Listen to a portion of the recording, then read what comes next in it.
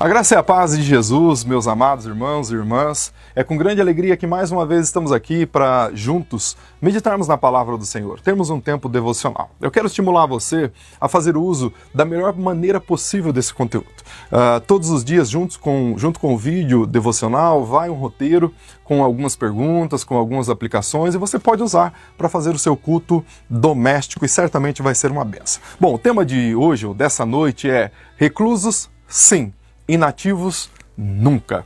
Esse tema me veio à mente enquanto eu relia parte da biografia do apóstolo Paulo, constante no livro de Atos. Fica evidente que ele era um homem de fortes e inabaláveis convicções. Era um homem incansável, era um incansável apologeta. Foi um pastor com inúmeros predicados, por vezes se comportou como um pai amoroso, além de uma profundidade teológica admirável. Mas o que mais me chamou a atenção na leitura foi a sua perspicácia e intencionalidade. Pois ele mesmo diz lá em 1 Coríntios capítulo 9, versículo 22 o seguinte: fiz-me de fraco com os fracos para ganhá-los, e fiz-me de tudo para todos, para que por todos os meios pudesse chegar à salvação de alguns. Paulo não desperdiçava um segundo sequer do seu tempo se não fosse na propagação do Evangelho. Ele passou pelas piores vicissitudes por amor a Jesus. É só ler 2 Coríntios capítulo 11, do versículo 16 ao 33, você vai ver. Ele sofreu alguns naufrágios, vários açoites, ele foi várias vezes, correu risco de morte. Então ele sofreu muito por causa do amor de Jesus. E mesmo diante de todo o sofrimento, ele permanecia feliz por sofrer tudo isso em nome do Senhor Jesus. Nada, literalmente nada, podia conter o apóstolo Paulo e o seu ímpeto pela pregação do Evangelho. E quando todos imaginavam que ele estaria acabado, porque ele tinha sido lançado na prisão, ele escreve 4 importantes cartas. Ele escreve uma a Filemon, onde ele trata de realidades sociais e ao mesmo tempo do Evangelho, nivelando todos os seres humanos, sejam escravos, sejam livres, sejam senhores, enfim, sejam servos. Ele escreve essa importante carta. Ele escreve a carta aos Filipenses, uma carta onde ele coloca um hino cristológico profundo. Ele escreve a carta aos Colossenses, onde ele faz uma apologia à fé cristã, e aos Efésios, que junto com Romanos é os 2 maiores tratados de teologia do Novo Testamento.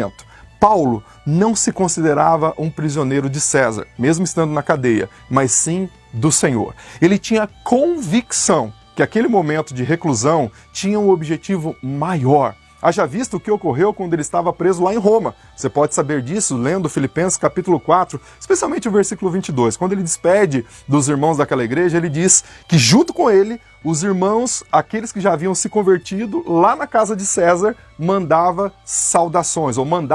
saudações para a igreja de Filipos. Isso é, aqueles guardas da guarda pretoriana que ficava com ele de 6 em 6 horas, todos eles já haviam ouvido falar do amor de Cristo e alguns já haviam encontrado Jesus Cristo como seu único e suficiente Salvador. Portanto, a reclusão do apóstolo Paulo tinha um objetivo maior, ele cria nisso. Paulo estava preso, mas o evangelho não. Ele estava recluso, mas o Evangelho, não.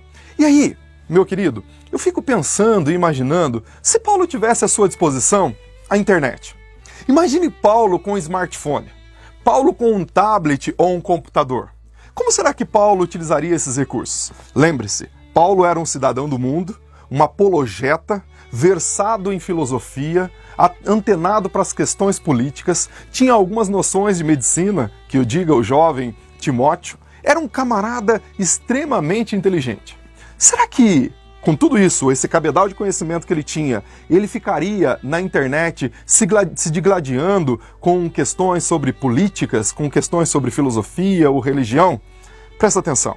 Com isso eu não estou dizendo que não é importante defender a fé cristã, ou seja, a apologia, ter posicionamento políticos e coisas dessa natureza. Jamais, longe de mim. Pelo contrário, eu acredito que Deus levanta pessoas nessa direção. Mas eu creio mesmo, que esse não seria o foco do apóstolo Paulo. Não seria o foco do apóstolo Paulo. Acredito que Paulo estaria envidando todos os esforços possíveis para tirar a lama do caminho, a fim de avançar com a propagação do Evangelho do nosso Senhor Jesus Cristo. E essa postura fica evidente naquele episódio intrigante do capítulo 16 do livro de Atos, pois esse episódio, na verdade, começa no capítulo 15. No capítulo 15, ele e Barnabé participam de um concílio importantíssimo em Jerusalém, com a presença de toda a liderança da igreja primitiva, Tiago, Pedro e os outros líderes, e o tema maior era a questão da circuncisão. Paulo e Barnabé defendiam que os gentios não precisavam ser circuncidados para depois se tornar cristãos, pois a circuncisão deles era Cristo e essa já havia sido feita nos seus corações. Já um grupo de judaizantes presente na igreja defendia que antes de um indivíduo se tornar cristão, o novo convertido ele precisaria se tornar quase que um judeu, porque precisaria fazer circuncisão. Pois bem, após um longo debate e uma bela exposição do apóstolo Paulo, a igreja decide que não seria mais necessária a circuncisão para os gentios. Bom, o apóstolo Paulo volta para casa e depois desse debate homérico, nós chegamos no capítulo 16, versículo 3, e ele está na casa de Timóteo, um jovem, que ele decide levar consigo para uma viagem missionária. E a primeira coisa que o apóstolo Paulo faz é circuncidar o rapaz. Pergunta imediata seria, mas Paulo, você não acabou de trazer a carta dizendo que a circuncisão não é mais necessária? Você é bipolar, rapaz? Por que você está fazendo isso? O que Paulo estava fazendo, meu irmão e minha irmã, era tirar lama do caminho, pois certamente nessa viagem, ele passaria por regiões onde haviam muitos judeus, e até ele explicar essas questões, que o seu auxiliar não era circuncidado, mas não era circuncidado porque já não havia mais necessidade da circuncisão, aí ele teria que mostrar a carta, teria que endossar a carta e coisas dessa natureza, certamente ele ia perder um tempão. Então, para tirar a lama do caminho e ter o caminho aberto, ele decidiu circuncidar o garoto e ter o livre acesso por onde passasse para acessar efetivamente o coração daquelas pessoas. Assim, podemos depreender que ele utilizaria todos os meios possíveis e imagináveis para a pregação do Evangelho e não para arranjar lama no meio do caminho. Sim, ele queria glorificar o nome do nosso Deus.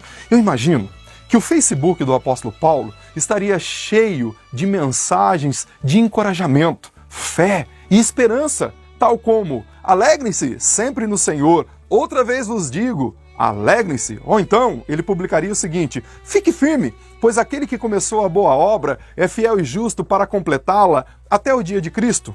Em momentos de crise como esse e também de pandemia, talvez ele colocaria no seu Instagram uma bela foto, uma foto muito bonita. Claro, não necessariamente para mostrar a sua estética, porque o que o texto bíblico dá conta é que ele era desprovido de beleza, mas a foto seria apenas uma isca para introduzir uma mensagem de conforto, tal como: não andeis ansiosos por coisa alguma, pois a paz de Deus, que excede todo entendimento, guardará o vosso coração e a vossa mente em Cristo Jesus.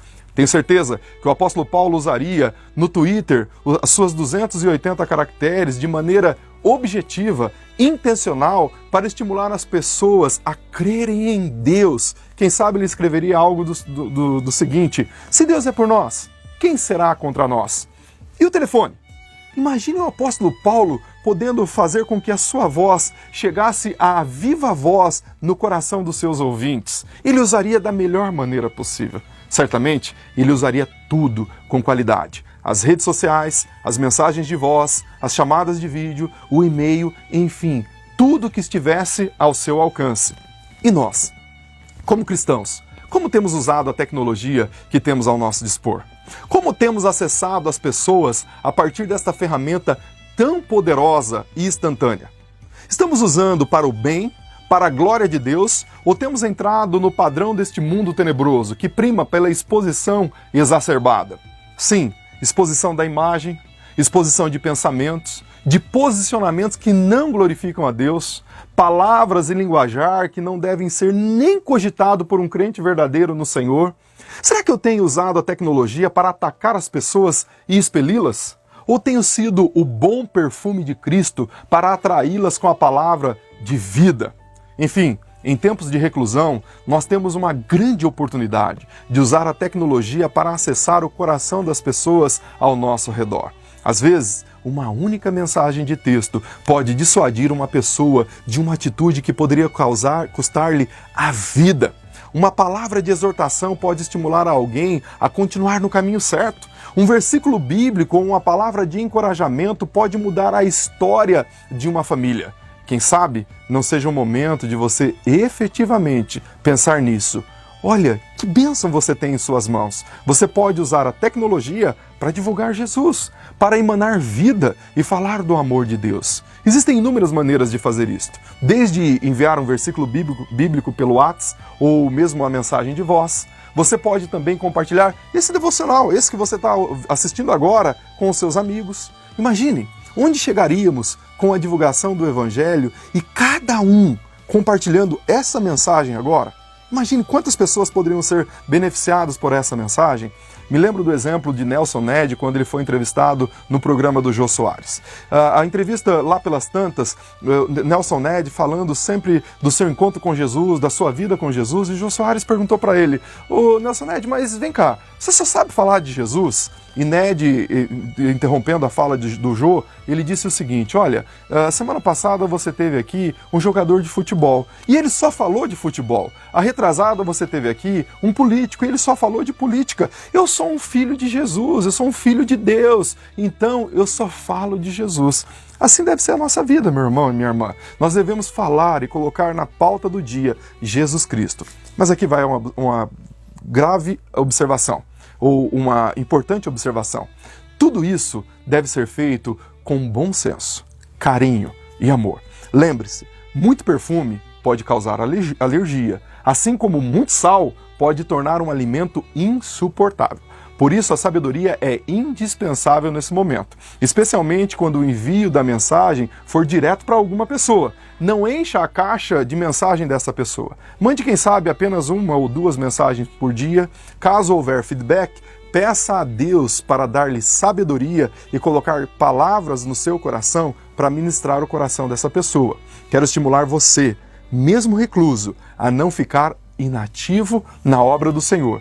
Use a tecnologia para abençoar o maior número de pessoas. Lembre-se, reclusos sim, inativos nunca. Seja você a boca de Deus neste mundo caótico e sem esperança. Quem sabe você pode começar compartilhando esse devocional no WhatsApp, no Facebook, no Instagram, pelo YouTube. Não sei, você pode usar tantas ferramentas, mas não deixe de ser bênção na vida das pessoas. Deus abençoe você e a sua família, em nome de Jesus. E lembre-se, reclusos sim, inativos nunca. O nosso motivo de oração nessa noite é pelos pastores, missionários e evangelistas. Esses homens e mulheres estão vivendo uma nova realidade. A realidade de ter que se adaptar a esse novo momento para poder entender, amar e pastorear a Igreja de Cristo nessa nova realidade. Então, ore pela vida dos seus pastores, desses homens, também dos missionários e dos evangelistas, em nome de Jesus. Deus te abençoe. Amém.